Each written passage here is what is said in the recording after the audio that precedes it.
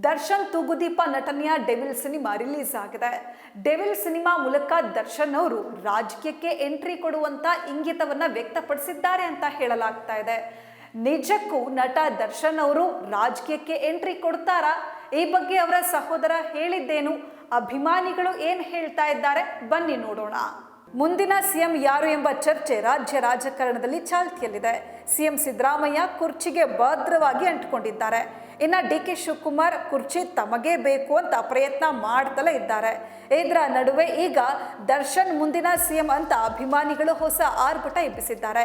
ಇದಕ್ಕೆ ಕಾರಣ devil cinema ಬಿಡುಗಡೆಯಾಗಿದೆ. ದರ್ಶನ್ ಜೈಲಿನಲ್ಲಿ ಇರುವಾಗ ಬಿಡುಗಡೆ ಆಗ್ತಾ ಇರುವ ಎರಡನೇ ಸಿನಿಮಾ ಇದಾಗಿದೆ. ಸಿನಿಮಾದಲ್ಲಿ ದರ್ಶನ್ ಅವರು ತಾವು ರಾಜಕೀಯಕ್ಕೆ ಬರುವ ಸುಳಿವನ್ನ ನೀಡಿದ್ದಾರೆ. ಇದು ಅಭಿಮಾನಿಗಳ ಉತ್ಸಾಹಕ್ಕೆ ಕಾರಣವಾಗಿದೆ. ಡೆವಿಲ್ ಸಿನಿಮಾದಲ್ಲಿ ದರ್ಶನ್ ರಾಜಕೀಯಕ್ಕೆ ಎಂಟ್ರಿ ಕೊಡುವ ಕತೆ ಇದೆ. ಡೆವಿಲ್ ಸಿನಿಮಾದಲ್ಲಿ ದರ್ಶನ್ ಅವರು ದ್ವಿಪಾತ್ರದಲ್ಲಿ ನಟಿಸಿದ್ದಾರೆ ಎಂಬುದು ಗುಟ್ಟೇನೂ ಅಲ್ಲ.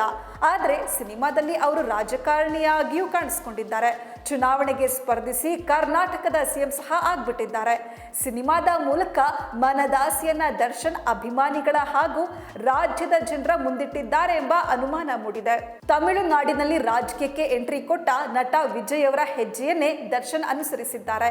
ವಿಜಯ್ ಸಹ ರಾಜಕೀಯಕ್ಕೆ ಎಂಟ್ರಿ ನೀಡುವ ಮೊದಲು ರಾಜಕೀಯ ವಿಷಯಗಳುಳ್ಳ ಸಿನಿಮಾಗಳಲ್ಲಿ ನಟಿಸಿದ್ರು. ಮರ್ಸೆಲ್ ಇನ್ನಿತರ ಕೆಲವು ಸಿನಿಮಾಗಳಲ್ಲಿ ರಾಜಕೀಯ ಭಾಷಣಗಳನ್ನ ಸೇರಿಸಿದ್ರು. ಕೇಂದ್ರ ಹಾಗೂ ರಾಜ್ಯ ಸರ್ಕಾರಗಳನ್ನ ಟೀಕೆ ಮಾಡಿದ್ರು. ತಮ್ಮ ರಾಜಕೀಯ ಅಜೆಂಡವನ್ನ ಸಿನಿಮಾಗಳಲ್ಲಿ ಸೇರಿಸಿದ್ರು. ಆ ಮೂಲಕ ತಮ್ಮ ರಾಜಕೀಯ ಪ್ರವೇಶದ ಇಂಗಿತವನ್ನ ವ್ಯಕ್ತಪಡಿಸಿ ಬಳಿಕ ಒಮ್ಮೆಲೆ ರಾಜಕೀಯಕ್ಕೆ ಎಂಟ್ರಿ ಕೊಟ್ರು. ದರ್ಶನ್ ಸಹ ಅದೇ ಹಾದಿಯಲ್ಲಿ ಇದ್ದಂತೆ ತೋರ್ತಾ ಇದೆ. ಡೆವಿಲ್ ಸಿನಿಮಾದಲ್ಲಿ ದರ್ಶನ್ ಪಾತ್ರ ಸಿಎಂ ಆಗಿರುವ ಬಗ್ಗೆ, ಅದರ ಹಿಂದಿನ ಅರ್ಥದ ಬಗ್ಗೆ ಕೇಳಿದ ಪ್ರಶ್ನೆಗೆ ಉತ್ತರಿಸಿರುವ ದರ್ಶನ್ ಅವರ ಸಹೋದರ ದಿನಕರ್, ದರ್ಶನ್ ರಾಜಕೀಯಕ್ಕೆ ಬರಬಹುದು ಎಂಬರ್ಥದ ಉತ್ತರವನ್ನೇ ಪರೋಕ್ಷವಾಗಿ ನೀಡಿದ್ದಾರೆ. ಈ ಬಗ್ಗೆ ಮಾತನಾಡಿರುವ ದಿನಕರ್ ತೂಗುದೀಪ, ಅಭಿಮಾನಿಗಳು ಕೇಳಿದ್ರೆ ಖಂಡಿತ ದರ್ಶನ್ ರಾಜಕೀಯಕ್ಕೆ ಬರ್ತಾರೆ ಅಂತ ಹೇಳಿದ್ದಾರೆ. ದರ್ಶನ್ ರಾಜಕೀಯಕ್ಕೆ ಬರೋದು ಬೇಡ ಅಂತ ಅಭಿಮಾನಿಗಳ ದಂಡು ಹೇಳೋದಿಲ್ಲ ಎಂಬುದು ಎಲ್ರಿಗೂ ಗೊತ್ತಿರುವ ವಿಷಯವೇ.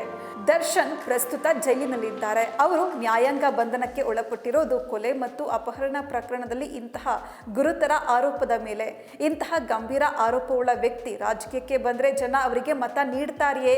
ಕೇವಲ ಸ್ಟಾರ್ ಎಂಬ ಕಾರಣಕ್ಕೆ ಜನ ಓಟ್ ಹಾಕ್ತಾರೆಯೇ? ಕರ್ನಾಟಕದಲ್ಲಿ ಕೇವಲ ಜನಪ್ರಿಯತೆ ಆಧಾರದಲ್ಲಿ ಚುನಾವಣೆ ಗೆದ್ದ ನಟ ನಟಿಯರು ವಿರಳದಲ್ಲಿ ವಿರಳ. ಹಿಂದಿನ ಕೆಲ ವಿಧಾನಸಭೆ ಚುನಾವಣೆಯಲ್ಲಿ ಸ್ವತಃ ದರ್ಶನ್ ಪ್ರಚಾರ ಮಾಡಿದ ಕೆಲವರು ಸೋತ ಉದಾಹರಣೆಯೂ ಇದೆ.